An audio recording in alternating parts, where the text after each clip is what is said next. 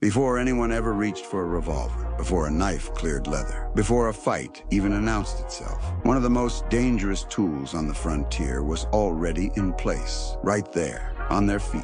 Cowboy boots were never just boots, and the men who wore them understood something most people still don't. On the real frontier, survival did not begin with a gun. It began with preparation, with control, with carrying what you needed in a ways no one thought to look for. Most people today see cowboy boots as fashion, as tradition, as decoration. That belief exists because the true purpose of those boots has been quietly forgotten. Cowboy boots were engineered. Every detail existed because it solved a problem in a violent, unpredictable world. The height, the stiffness, the narrow shaft, the heel, the pointed toe, none of it was accidental. By the end of this video, you will understand why cowboy boots were one of the most quietly powerful survival tools of the Wild West. Because the most important features were never what you could see. They were what no one ever thought to check. The frontier was not romantic. It was exhausting, dangerous, unforgiving. A man could ride for days without seeing another soul. He could cross rivers that swept away horses and supplies. He could wake up in a town where nobody knew his name and nobody cared if he lived or died. In that world, every piece of equipment mattered. Boots were worn every single day. They were not removed casually. They were not set aside when riding into town. They were not hung on saddles or left behind in camps unless a man was already asleep and vulnerable. They stayed on. That made them the most reliable storage system a cowboy had. More reliable than pockets that tore. More reliable than coats that could be stolen. More reliable than saddlebags that could be cut loose. If something was hidden in a man's boots, it stayed with him. The tall shaft of the boot was not decorative. It created vertical space pressed tightly against the leg by thick, unforgiving leather. That space became a natural compartment, and cowboys used it. The most common item hidden there was a knife, not the large Bowie knives of legend, not flashy blades meant to intimidate. Boot knives were slim, short, brutally simple. They were ground to sharp, unforgiving points and designed for one purpose: survival when everything else failed. A man thrown from a horse might not be able to reach his belt. A man pinned in the dirt might not draw a revolver. A man grabbed in a crowded room might not have space to swing a blade. But a knife hidden in the boot could still be reached. That mattered. Some boot knives were purpose-made. Others were improvised from butcher blades, broken tools, or scrap steel filed by hand. Appearance did not matter, only function. A boot knife did not need to look dangerous. It only needed to work. Money was also hidden in boots more often than most people realize. Silver coins wrapped in cloth, gold dust tied into small leather pouches, folded bills pressed flat against the calf. Why the boot? Because thieves checked pockets. They checked coats. They checked belts. They rarely checked boots. And even if they did, taking a man's boots was dangerous. On the trail, boots meant mobility. Taking them could provoke immediate violence. A barefoot man could not be safely abandoned, so cowboys trusted the boot. On long drives, a man might carry only small change in visible pockets, enough to satisfy a robbery quickly. The real money stayed hidden. This practice saved lives. But boots were not only for hiding valuables. They were weapons. The heel was heavy for a reason. Yes, it locked into a stirrup, but it also delivered force. In close quarters, a hard heel driven into a knee could end a fight instantly. A strike to the shin could cripple. A downward stomp could break bones. There was nothing cinematic about it. It was brutal and effective. The pointed toe served a purpose, too. It slid easily into stirrups, but it also focused impact. A pointed toe concentrated force far more effectively than a rounded shoe. Cowboys learned this through experience. They did not write manuals. They did not train formally. They learned by surviving. Boots also carried tools. Fire-starting kits were common. Matches failed. They got wet, they broke, they disappeared. Flint and steel wrapped tightly in cloth and hidden inside a boot could stay dry through rain, river crossings, and sweat. Fire meant warmth, food, life. A man without fire on the frontier did not last long. Boots also carried medical supplies, bandages, herbal powders, alcohol-soaked cloth. Injuries happened constantly. Rope burns, cuts, broken bones, infections. A small medical item hidden in a boot could mean the difference between recovery and death. But perhaps the most overlooked purpose of cowboy boots was psychological. A man wearing boots was assumed to be experienced, capable, potentially dangerous. That assumption created space. People hesitated. They reconsidered. Boots communicated readiness without words. This mattered in towns where guns were banned. When sheriffs ordered firearms checked at city limits, many men complied. But they did not arrive unarmed. Boot knives, hidden tools, steel carried below the knee. The law regulated what it could see. It never fully controlled what it could not. Boots lived at that boundary, always present, always ignored. This is why many frontier altercations ended without gunfire. A trip, a kick, a blade drawn from below the ankle. Quiet, sudden. By the time towns realized how much power lived below the calf, it was already ingrained. And like many frontier practices, it was never properly recorded because it did not fit the legend. Legends need visible weapons. They need drama. Boots were too ordinary, too subtle. But that ordinariness was the point. Cowboy boots did not make men violent. They made them prepared. As the West changed, laws tightened. Clothing softened. The open range closed, but the design remained. Even today, cowboy boots still carry echoes of that hidden logic. They look decorative, traditional, but they were built by men who understood one truth clearly. Survival favors what is carried quietly. And that is the real purpose of cowboy boots. Not fashion, not myth, but a hidden system designed for a world where danger never announced itself. If you enjoyed uncovering the truth Hollywood never shows, make sure to like this video and subscribe. Because the real frontier was not loud, it was prepared. And once you understand that, you will never look at cowboy boots the same way again. Boots as a survival system. Before the frontier ever became a place of legend, it was a place of exhaustion. Days were long, nights were uncertain, and nothing about daily life was guaranteed. A man might wake up under a clear sky and end the same day soaked, injured, hungry, or surrounded by strangers whose intentions were impossible to read. In that environment, clothing stopped being decoration almost immediately. Every garment had to earn its place. Boots, more than anything else, carried that burden. A cowboy's boots were the one item he never willingly separated from. Coats could be shed. Hats could be removed. Even gun belts were sometimes checked at town limits. But boots stayed on, because without them, a man was effectively stranded. They protected against thorns, snakes, rocks, freezing ground, and the crushing weight of livestock. Losing your boots wasn't inconvenient. It was catastrophic. That constant presence turned boots into something far more important than footwear. They became a foundation, a platform, a place where a man could hide what mattered most, knowing it would remain with him no matter where he went or what he was forced to give up. This was not accidental. Cowboys learned quickly that anything visible could be taken. Anything hidden well enough might save you. The tall leather shaft rising up the calf created a narrow pocket of space that no tailor ever advertised and no lawman ever wrote about. It pressed tight against the leg, held firm by thick leather that softened only after months of wear. That space did not swing, bounce, or shift the way coat pockets did. It stayed vertical, stable, and close, perfect for hiding items that needed to stay exactly where you put them. The most common item carried there was a knife, but not the kind most people imagine. These were not Bowie knives meant to be seen or admired. Boot knives were discreet tools. Narrow blades, often no wider than a finger, sharpened brutally and designed to penetrate with minimal effort. They were meant for emergencies, not duels. Moments when a man was knocked down,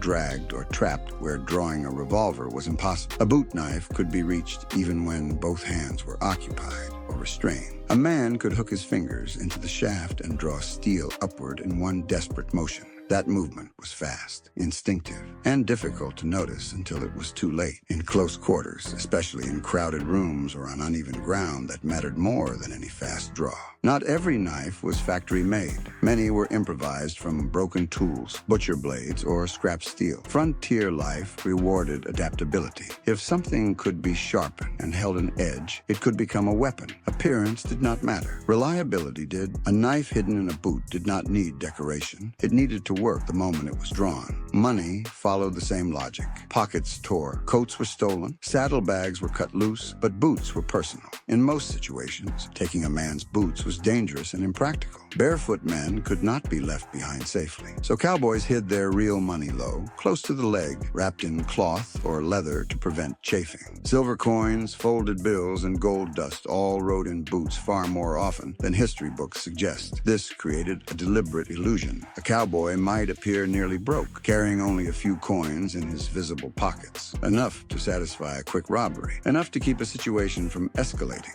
Meanwhile, the bulk of his savings remained hidden against his calf, invisible and secure. This habit alone saved countless lives by shortening confrontations that might otherwise have turned violent. Boots also doubled as blunt force weapons. The heel, shaped to lock into a stirrup, was heavy and unforgiving. A well-placed kick to the knee or shin could incapacitate an attacker instantly. There was no warning shot, no dramatic wind-up, just impact. In a chaotic struggle, that kind of force ended fights quickly and quietly. The pointed toe served a similar purpose. While it helped guide the foot into a stirrup, it also concentrated force into a smaller area. A pointed impact was far more damaging than a rounded one. Cowboys learned this not through training manuals, but through experience. They learned what worked by surviving encounters where mistakes were punished immediately. Boots also carried tools essential for daily survival. Fire-starting equipment was often hidden there. Matches were unreliable, especially after river crossings or heavy rain. Flint and steel wrapped in cloth could stay dry inside a boot long after everything else was soaked. Fire meant warmth, cooked food, and protection. A man without fire on the frontier was living on borrowed time. This is where boots quietly took on a new role. When firearms were removed from the equation, anything that remained concealed became more valuable. Knives hidden in boots were not subject to inspection unless a man was fully searched, which was rare. Most lawmen were concerned with visible weapons. A cursory pat-down might include coat pockets or a waistband. Few deputies knelt to inspect a man's boots unless they already suspected trouble. Boot knives thrived in this environment. They were legal in many jurisdictions because they were not immediately visible. They did not disrupt the appearance of order towns were trying to project. A man wearing boots looked ordinary, respectable, familiar, and that familiarity allowed concealed tools to move freely where open weapons could not. Cowboys were not the only ones who understood this. Gamblers, guards, and drifters adopted similar habits. Any man who expected to spend time in close quarters without a firearm learned to rely on what could be hidden below the knee. This dynamic created a quiet arms race between regulation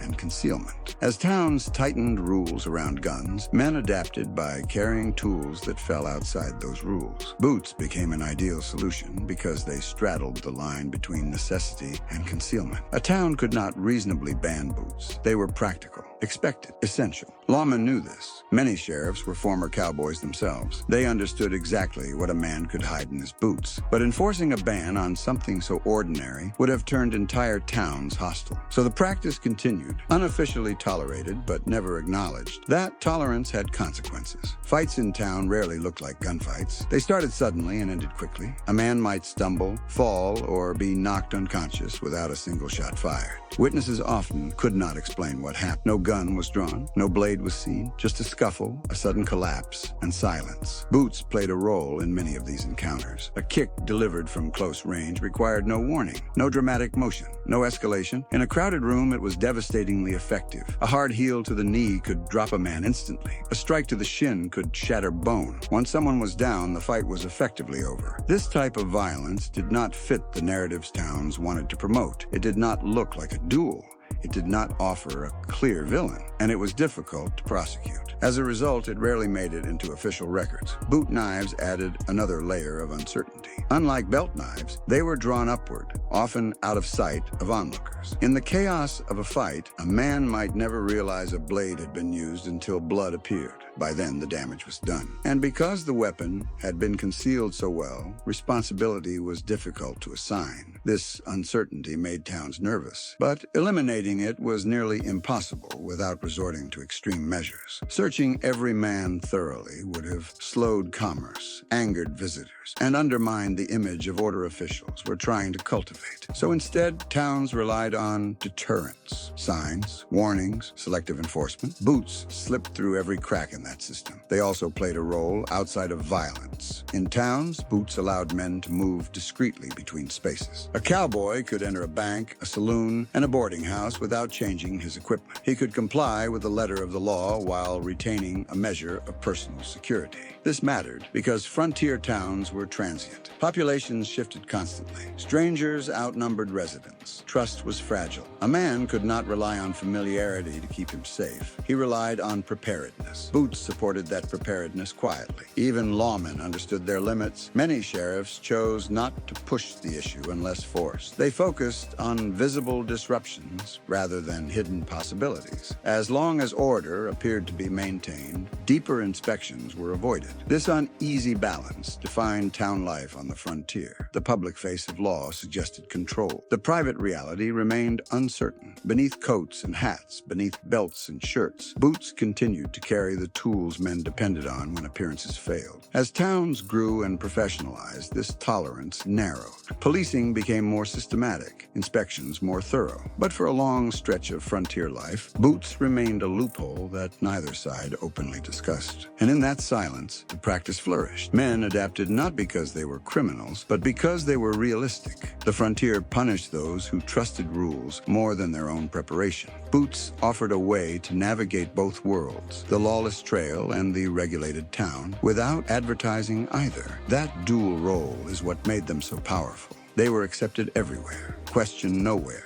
and they allowed men to retain control in environments that increasingly demanded submission. By the time the frontier began to fade, this quiet knowledge had already shaped generations. It passed from man to man without instruction, without ceremony, and without record. Because some lessons were never meant to be written down. Violence, psychology, and unrecorded encounters. Frontier violence rarely looked the way later generations imagined it. There were no countdowns, no formal challenges, and almost never an audience prepared to witness history. Most violent encounters unfolded quickly, quietly, and without ceremony. They happened in doorways, alleys, crowded rooms, and uneven ground where balance mattered more than speed. In those moments, the tools a man carried determined everything. Not the ones meant to be seen, but the ones meant to be reached when panic took over. Boots played a decisive role because they remained accessible when posture, space, and visibility collapsed. A revolver required distance, clarity, and intent. A boot required none of those. When men stumbled, slipped, or were knocked off balance, the fight moved downward. Limbs tangled, bodies pressed close, hands grabbed for whatever they could reach. In that chaos, weapons hidden at the waist often became unreachable. Weapons hidden below the knee did not. Many frontier fights began standing and ended on the ground. Dust, mud, spilled drinks, or uneven floorboards turned controlled movement into scrambling. A man on his back could not draw from a belt easily. He could, however, pull a blade from his boot with a short, desperate motion. That simple mechanical advantage decided outcomes long before anyone could intervene. Boot knives were especially effective because of where they entered the fight. They were drawn upward, not outward. That meant less space was required, less warning was given. A man could strike without telegraphing his intent. In a crowded environment, that mattered. Psychologically, this changed how men assessed one another. On the frontier, danger was not always announced by posture or expression. It was assumed. Every interaction carried the possibility that the other man was prepared in ways you could not see. That assumption created restraint. It slowed escalation. Or, in some cases, it provoked sudden, decisive action meant to end a threat immediately. Boots also played a role in intimidation without violence. The sound of heavy heels on wood floors commanded attention. The posture of a man comfortable in worn boots suggested experience. Many confrontations ended before they began simply because one party decided the other was not worth testing. This subtle psychological effect rarely appears in written accounts because it leaves no dramatic trace. There is no single moment to record, no clear action to describe, just a decision not made, a fight avoided, a risk reassessed. When violence did occur, it was often brief, a kick delivered without warning, a man collapsing suddenly, witnesses unsure what they had just seen. In many cases, there was no clear crime to prosecute, no visible weapon, no obvious wound, just a body on the ground. This ambiguity frustrated lawmen. It also protected those who understood how to exploit it. Without clear evidence, accusations dissolved. Stories conflicted, responsibility blurred, and the tools that enabled these outcomes remained hidden. Boots contributed to this ambiguity because they were ordinary. No one questioned their presence. No one thought to describe them in detail. A knife pulled from a boot did not leave the same impression as a revolver drawn in public. It disappeared back into the shaft as quickly as it emerged. Many such encounters never entered the historical record at all. They were handled privately, resolved informally, or forgotten deliberately. Towns eager to appear orderly had little incentive to document violence that undermined that image. Participants had even less incentive to speak openly. As a result, a significant portion of frontier violence survives only as rumor, inference, and indirect evidence. Broken bones without explanation, sudden departures, men who never returned to the trail. Boots played their part quietly, leaving no signature historians could easily trace. This silence reinforced the myth of the West as a place defined by gunfights alone. The quieter realities were lost, not because they were rare, but because they were difficult to narrate. A kick, a fall, a hidden blade lacks the clarity of a duel. It resists romantic framing. Yet these were the encounters most men prepared for.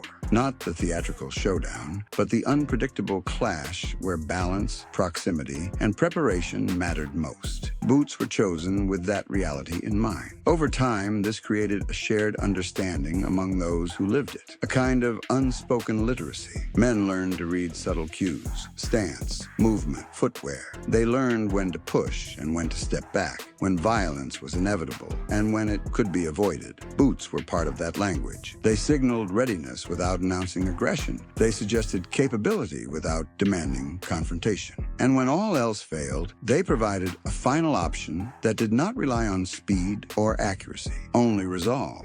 As the frontier matured, these realities clashed with emerging ideals of order and civility. Town leaders preferred narratives they could control, visible rules for visible weapons, clear distinctions between lawful and unlawful behavior. Boot-based violence defied those distinctions. It operated in the margins. It blurred lines. It made enforcement reactive rather than preventative. This tension contributed to broader changes in policing and public space. Increased scrutiny, more thorough searches, greater emphasis on surveillance and suspicion. Slowly, the informal balance that had allowed such practices to flourish began to erode. But during its height, the frontier remained a place where what you carried mattered less than how you carried it. And boots, by their very nature, carried things quietly. That quiet mattered, because history remembers what announces itself. It forgets what ends before anyone looks. Decline, legacy, and the myth that replaced reality. The end of the frontier did not arrive in a single moment. There was no final showdown, no closing chapter, where one way of life cleanly replaced another. Instead, it faded through regulation, convenience, and forgetting. Practices that once made sense in a dangerous, unstable world slowly became unnecessary, then undesirable, and finally invisible. Cowboy boots survived that transition, but their meaning changed. As towns grew larger and more permanent, the balance between personal preparedness and public order shifted. Roads improved, law enforcement professionalized, distance shrank. Violence did not disappear, but it became something authorities